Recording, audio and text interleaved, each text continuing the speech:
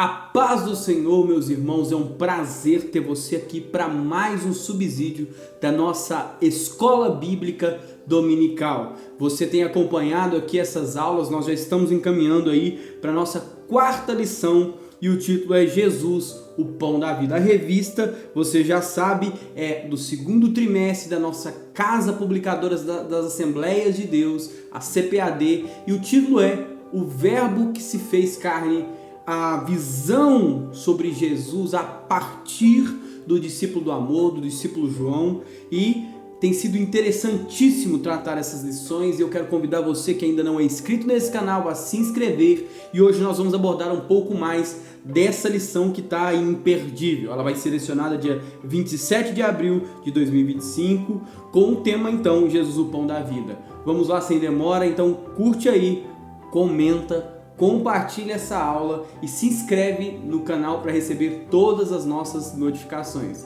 Deus te abençoe, vamos lá? Então hoje na nossa quarta lição nós vamos falar sobre Jesus como o pão da vida. O nosso texto áureo vai dizer: eu sou o pão da vida. Nós sabemos que durante o Evangelho segundo a visão de João, nós temos no mínimo cerca de 7 declarações que Jesus ele vai fazer revelando-se para a igreja que, a partir dos escritos de João, vai conhecer mais do nosso Salvador. Ele vai dizer em João capítulo 6 que ele é o pão da vida. Em João capítulo 8 ele vai dizer que ele é a luz do mundo. Em João capítulo 10 ele vai dizer que ele é a porta das ovelhas. Em João 10 também ele vai dizer que ele é o bom pastor. Em João capítulo 11, na história de Marta, Maria e Lázaro, ele vai dizer que ele é a ressurreição e a vida. No capítulo 14 de João, ele vai dizer que ele é o caminho, a verdade e a vida. E a sétima declaração que ele vai dar no Evangelho segundo a João é que ele é a videira verdadeira. Isso nós vamos encontrar em João capítulo 15. Essas 7 declarações são importantíssimas, porque João ele vai relatar essas declarações que Jesus dá, a fim de que nós possamos entender que este mestre, o nosso Senhor, é o verbo que se fez carne. Ele é a solução para a humanidade dada por Deus para que nós fôssemos salvos. Então a nossa verdade prática está escrito o seguinte: Jesus é o pão da vida. Então nós vamos tratar sobre Jesus como sendo o pão da vida. E esse pão da vida ele não vai saciar somente as nossas necessidades físicas, a nossa fome, mas esse pão da vida é um pão que sacia a nossa fome espiritual. Então Jesus é o pão da vida que sacia a fome espiritual de todo ser humano. Nós aprendemos durante essas lições que nós já abordamos aqui o que há um fato. O fato principal é que todo ser humano tem essa sede, essa fome de Deus. E essa fome e essa sede de Deus muitas vezes sendo preenchidas por aquilo que não vai saciar. Jesus é o único meio que sacia a nossa fome e a nossa sede espiritual. E isso é importantíssimo, porque nós vamos entender que somente Ele é a nossa solução, é a solução para a nossa salvação, é a solução para a nossa vida. Então, professor, nossa leitura bíblica em classe vai se encontrar em João capítulo 6, do verso 1 ao verso 14. Eu, como sempre, indico que você abra a Bíblia, exponha o texto, assim como nós vamos fazer aqui, e vamos entender um pouco mais dessa grande revelação que vai partir justamente de um grande sinal. E é interessante, professor, já destacarmos que no Evangelho segundo a João, jamais nós vamos encontrar a palavra milagre sendo utilizada como dinamis, a palavra grega dinamis, que representa a demonstração, um ato de poder, de soberania, algo relacionado ao poder sobrenatural, apenas como uma manifestação de poder. Não, nós vamos encontrar a palavra semeion. A palavra semeion é como um sinal, literalmente uma marca, aquilo que Jesus faz que lhe dá autoridade, como sendo aquilo que foi prometido pelos profetas no Antigo Testamento e agora sendo cumprido por meio de Jesus. Então, nós podemos já entender que aqui se trata, né, a multiplicação dos pães e peixes que nós vamos encontrar em João capítulo 6, como um sinal da soberania, da autoridade e de Jesus como sendo o Verbo, aquele prometido por Deus como sendo o nosso Salvador, tá? Então vamos ler aí um pouco do nosso texto. Abra sua Bíblia comigo, João capítulo 6, o verso 1 diz o seguinte: depois disso, ou seja, após os acontecimentos narrados anteriormente, partiu Jesus para o outro lado do mar da Galileia, que é o de Tiberíades. E aí no verso 2 vai dizer: e grande multidão seguia. Então Jesus já estava sendo percebido pelos sinais que ele havia feito como sendo alguém interessante para a multidão. E nós vamos ver aqui que a multidão que o seguia não seguia pelos motivos certos, mas sim a fim de saciarem apenas uma necessidade que é momentânea, que é passageira, que é terrena. E aí essa grande multidão o seguia. Aí no verso 2 vai dizer: porque via os sinais, porque percebia os sinais que ele operava sobre os enfermos. Ouvia um relato daquilo que ele fazia, dos milagres que ele operava e o procurava somente por aquilo que Jesus fazia. Muitas das vezes não é muito diferente da nossa realidade. Muitos têm procurado Jesus como um objeto de barganha, a fim de conseguir algo que satisfaça seu desejo, sua vontade momentânea e somente restrita aquilo que é terrenal, aquilo que fica, que é daqui, e não a fim de procurar Jesus como alguém que o transforme para algo além do que é terrenal, mas eterno. Muitos procuram Jesus como algo paliativo, querem os milagres de Jesus, mas não o Jesus do milagre. Nós não podemos ter uma fé baseada naquilo que ele pode fazer.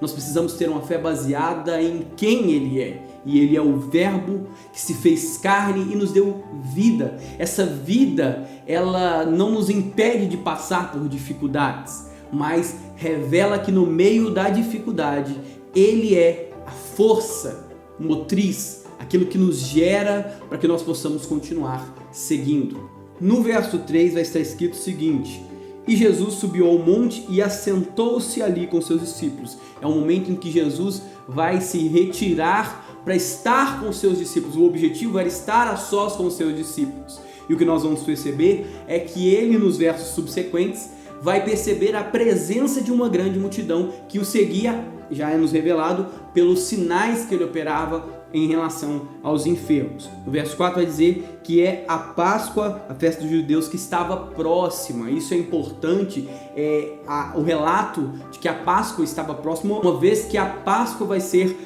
uma festa que vai ser citada posteriormente por João e sendo ele simbolizada de fato como a libertação do povo. Então agora sendo substituída então pelo verdadeiro significado da liberdade, que é Jesus de fato, né?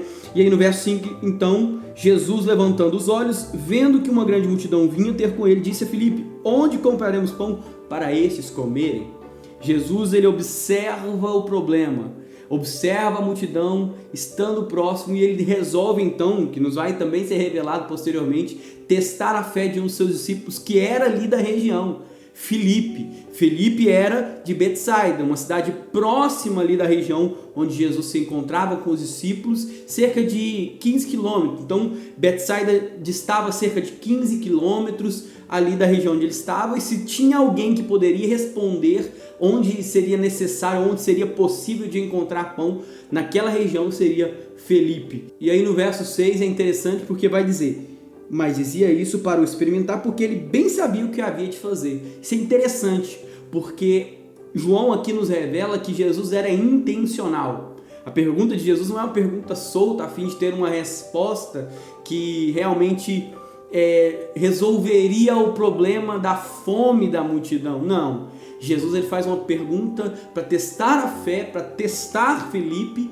mas já sabendo exatamente o que ele faria, e seria um grande sinal, uma marca que revelaria ali então não só para a multidão, mas também para os discípulos, a fim de fortalecer a fé desses. E aí no verso 6 vai dizer: Filipe respondeu: 200 dinheiros de pão não lhe bastarão para que cada um deles tome um pouco. É interessante porque um denário representa basicamente um dia de serviço braçal neste período. O que 200 denários significaria é um dinheiro em uma quantia suficiente relacionada a aproximadamente um ano de trabalho. Filipe começa então a contar. Olha, eu acho que seria 200 denários. E é interessante que muitas das vezes nas nossas contagens nós queremos limitar o que Deus pode fazer, porque nós muitas das vezes duvidamos daquilo que nos é posto como algo que, como aqui revelado, Ele já sabe o que vai fazer. Ele só está testando a nossa fé. Ele só nos está colocando nessa situação para nos demonstrar que nós somos dependentes dele. Muitas vezes não é nas nossas contas, não é no nosso raciocínio lógico, não é no nosso preparo que nós conseguiremos resolver as situações que nos é posta por Jesus. Muitas vezes só Ele terá a solução que nós precisamos. E aí, no verso 8, vai surgir então André.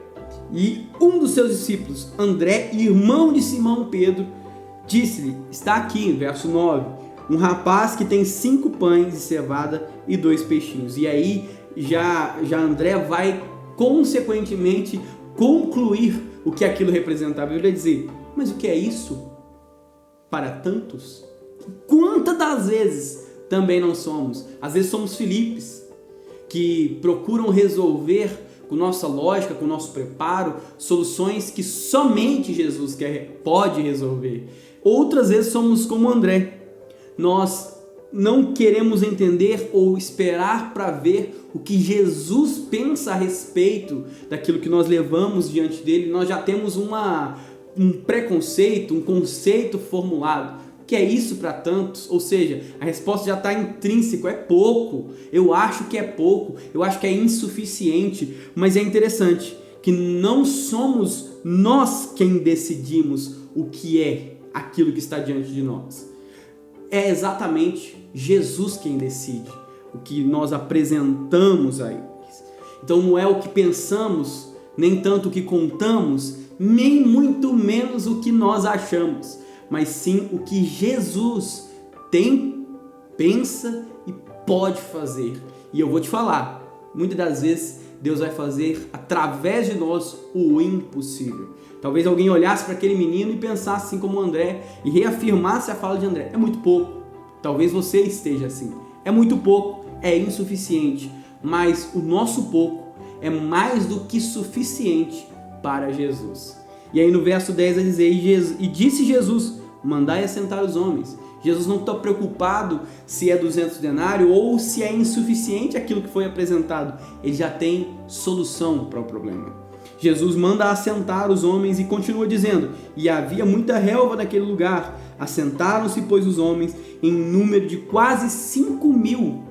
Somente homens eram 5.000. E aqui é interessante, porque se nós formos analisar, quase 5.000 pessoas. Um menino que oferece 5 pães cevadas e 2 peixinhos. Provavelmente os discípulos tinham a mais para oferecer. Mas é interessante que talvez o julgamento deles seria, mas não é suficiente. Mas o menino se dispôs com 5 pães e 2 peixinhos a servir Jesus. E quando nós entregamos o que temos nas mãos de Jesus, nós aprendemos que Ele pode fazer muito mais do que nós esperamos. Não é na nossa vontade, não é naquilo que pensamos, o que sentimos. Não. É a vontade de Deus. É segundo aquilo que Ele quer fazer. Não é segundo o que pensamos, é segundo o que Ele pensa sobre nós. Não é segundo o que queremos, mas é segundo aquilo que Ele quer de nós. E isso é importante. E aí no verso 10 vai dizer o seguinte, e disse Jesus, mandai assentar os homens. E havia muita relva naquele lugar. Assentaram-se, pois, os homens em um número de quase 5.000, como eu disse. E aí no verso 11 vai dizer, e Jesus tomou os pães e, havendo dado graça, repartiu-os pelos discípulos, pelos que estavam assentados, e igualmente também os peixes, quanto eles queriam. Verso 12, e quando estavam saciados, disse aos seus discípulos, recolhei os pedaços que sobejaram, para que nada se perca. O milagre é tão grandioso, o povo é satisfeito e vai sobrar. mas o que sobra, Jesus não descarta. Quando sobra, Jesus faz com que seja aproveitado, com que seja recolhido. Aí no verso 3 vai dizer: recolheram-nos, pois, e encheram 12 cestos e pedaços dos 5 pães de cevada que sobejaram aos que haviam comido. Verso 14, para finalizar: vendo, pois, aqueles homens o milagre que Jesus tinha feito, diziam: este é verdadeiramente o profeta que devia vir ao mundo. O milagre aqui é abundante. O que Jesus faz não falta. Jesus não dá aquilo faltante. Jesus não nos entrega algo que falta, mas Ele entrega em abundância. Então, de fato, nós podemos entender que os sinais que Jesus revela por intermédio aqui é que nós precisamos tirar o que pensamos, tirar o que achamos e começarmos a confiar no que Ele pode fazer. O Verbo que se fez carne se revela diante de nós como sendo o pão da vida. Ele não quer somente satisfazer as nossas necessidades físicas. Ele quer satisfazer-nos inteiramente. Quer nos satisfazer no nosso espiritual. Por isso que nós vemos lá a nossa verdade prática. Então, introduzindo essa lição, a nossa revista vai comentar que o Evangelho segundo a João apresenta Jesus como o pão da vida, destacando então que a missão de Jesus aqui era oferecer não algo terrenal, mas algo espiritual que levasse aquele pecador até a vida eterna. O significado então aqui dessa história é depender de Jesus, é dependência de Jesus como nosso alimento espiritual, não para algo, não para um momento, mas algo que seja diário. Então nós temos 3 objetivos nessa lição que nós vamos aí desenrolar e desenvolver a partir daquilo que é escrito aqui por nossa lição de número 4, que é, primeiro, instruir a nossa classe. Você vai instruir, professor, a classe a respeito do milagre da multiplicação, assim como nós fizemos, nós explicamos aqui um pouco e no que ela está centrada. Nós percebemos que o grande sinal que Jesus faz pelo povo era para revelar-se como sendo Deus e também fortalecer a fé desses nele. E aí, segundamente, nosso segundo objetivo é refletir a respeito do desafio da nossa fé. Então nós vamos falar aqui um pouco sobre fé. Aonde está pautada a nossa fé? Nossa fé está pautada somente naquilo que Deus pode fazer ou naquilo que Ele é? Nossa fé só está pautada naquilo que Jesus pode multiplicar, como sendo algo que sacia a nossa necessidade terrenal? Ou nós enxergamos tudo isso como sendo uma revelação, um sinal de Jesus, para que nós possamos parar de olhar para o que é terrenal e começarmos a olhar para o que é eterno?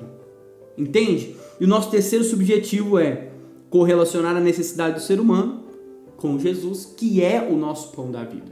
Então é interessante, porque nós podemos entender que alimentos físicos muitas das vezes vão saciar, mas o saciar é momentâneo. Quando nós olhamos para Jesus, nós entendemos que Ele é o alimento espiritual. Não um alimento espiritual inadequado, que preenche uma necessidade por um momento. Não, Ele é o alimento espiritual adequado, que nos preenche de forma que nós paramos de olhar de forma terrenal e passamos a olhar para a eternidade.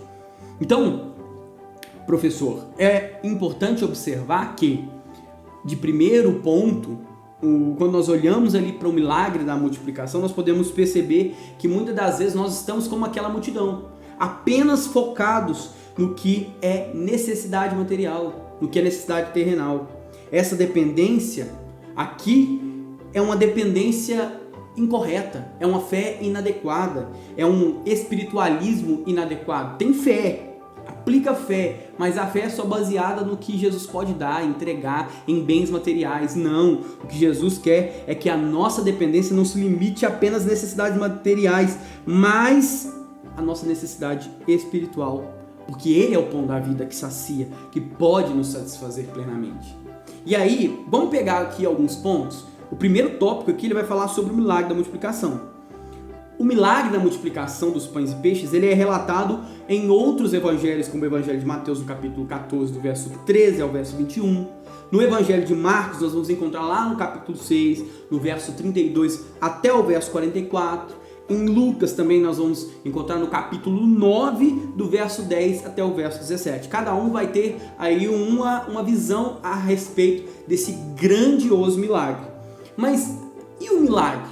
Lembra que a gente já comentou sobre isso? É um grande sinal. Então, o que João ele procura através de relatar esse grande acontecimento nesse evangelho? Ele quer nos mostrar que a multiplicação de pães e peixes é uma manifestação do poder que não é limitado. É um poder ilimitado de Jesus. Jesus faz algo que a nossas vistas, as vistas da multidão, ou as vistas de Filipe, seria 200 denários. A vista de André seria algo impossível, tão pouco, né? Aquilo que o menino entrega para alimentar uma grande multidão. Mas nós vemos que Jesus tem um poder ilimitado para fazer até mesmo aquilo que nós acreditamos ser impossível. E isso é muito importante. Na narrativa, então, João revela que Jesus tem poder criativo. Ele pode fazer existir do que nós não sequer, daquilo que nós sequer conseguimos conceber. Jesus tem um poder criador, divino, capaz de trazer à existência aquilo que não existia. E é interessante porque esse é o milagre da multiplicação. Era o que antes era impossibilidade, agora torna-se em algo palpável, capaz de saciar primeiramente uma necessidade física, mas apontando para uma saciedade que é mais profunda do que aquela que a multidão revelava. E aí a gente percebe, o interesse da multidão não era no Jesus que faz, que opera esse sinal, que deixa essa marca, mas naquilo que ele poderia fazer. Uma fé superficial. E aí, de repente, você pega assim e vai se lembrando de situações que acontecem. Quantas vezes nós pautamos a nossa fé e a gente fala, Jesus não me faz feliz, Jesus não me faz satisfeito. Por quê? Porque Jesus simplesmente não faz aquilo que queremos. Como se a nossa fé fosse baseada somente e inteiramente naquilo que ele pode fazer. Isso é uma fé pautada naquilo que não é duradouro. Quando nós pautamos a nossa fé apenas naquilo que Jesus pode fazer, nós temos uma fé frustrada, porque a nossa fé deve estar baseada em quem Ele é. Aí, independente do que Ele faz ou não, nós continuamos fiéis a Ele, porque nós somos fiéis pelo que Ele é e não pelo que Ele pode fazer, ou melhor, por aquilo que nós queremos que Ele faça. Muitas vezes é isso. Nós colocamos Jesus contra a parede e fala, faça o que eu quero agora, da forma que eu quero, no momento que eu quero, do jeito que eu quero. Quando Jesus está nos dizendo, eu faço não como você quer, mas como eu quero, porque o meu querer é melhor, é mais duradouro e não aponta para satisfazer aquilo que é terrenal seu, mas aponta para a eternidade. E é isso que realmente importa. Então a multidão ali só se importava com a necessidade física. E Jesus então está apresentando para eles uma necessidade que eles tinham, mas não perceberam, que é uma necessidade espiritual. Quando Jesus então sobe até o monte, ele já sobe intencionalmente a fim de testar a fé de Filipe e também a de André e mostrar para a multidão que ele era Deus. Mas testando Filipe, ele pergunta, onde compraremos pão para aquela multidão? E aí Filipe começa a pensar, 200 denários, ele começa a pensar na possibilidade, mesmo que ali naquela região não se encontraria. Betsaida era 15 quilômetros, caminhando era uma distância muito grande. Era impossível talvez ao olhar de Filipe e posteriormente também na de André. Mas Jesus está mostrando assim que às vezes a pergunta que ele faz, a resposta não está em nós, mas está exatamente nele. Está fundamentado na pessoa de Jesus. Nós temos que parar de resolver problemas que Jesus somente é a resposta com condições humanas. Jesus é a resposta para os nossos problemas diários. Jesus é o pão da vida que sacia-nos espiritualmente para enfrentar qualquer batalha. E é interessante que aí Filipe ele vai focar somente em enfrentar a dificuldade a partir de condições financeiras, somente condições materiais. Aqui o Senhor estava demonstrando que a limitação humana muitas vezes revela a necessidade de que algo espiritual seja revelado dentro de nós. Muitas vezes a nossa incapacidade humana é ela não somente aponta para a nossa falência, para a nossa incapacitância, mas ela revela também a nossa necessidade de Deus. E isso é importante, que nós possamos ter essa sensibilidade. Jesus então pega os pães ali e os peixes que são trazidos por André. André traz o menino com 5 pães e 2 peixinhos. Ele dá graças. E aí ele pega por meio das suas mãos e realiza o milagre da multiplicação.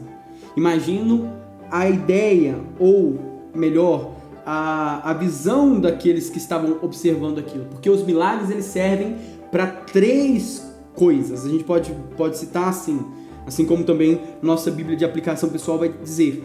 A primeira questão de um sinal, o milagre, ele tem o propósito de, primeiro, honrar a Jesus, comprovando então que ele é Deus, que ele é o Filho de Deus prometido.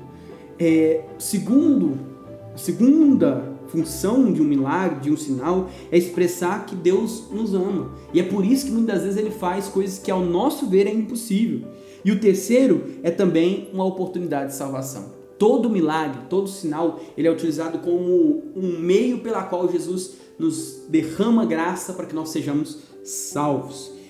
E aí nós podemos então perceber que a palavra de Deus nos indica que o milagre ele continuaria a ocorrer por meio, primeiro, dos seus seguidores que sairiam para pregar e realizar milagres. Ele também vai declarar, Jesus vai declarar que aqueles que crescem fariam obras maiores, não no sentido de qualidade, mas no sentido de amplitude. Nós chegaríamos em lugares por meio da palavra de Deus, por meio de Jesus, que muitas vezes seria impossível. Até como esse meio também, professor, que você está assistindo, a palavra de Deus sendo pregada por meio das redes sociais. Isso é um grande milagre que Jesus opera e ele faz por meio de nós.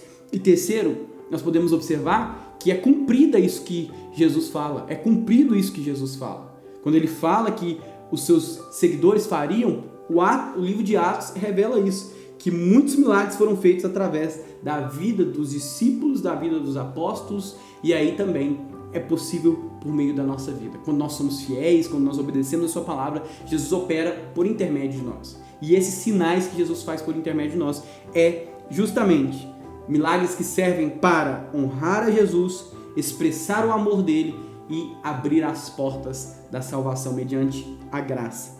E aí nós podemos entender, quando nós chegamos no nosso terceiro tópico, é que o real interesse da multidão era somente naquilo que era físico.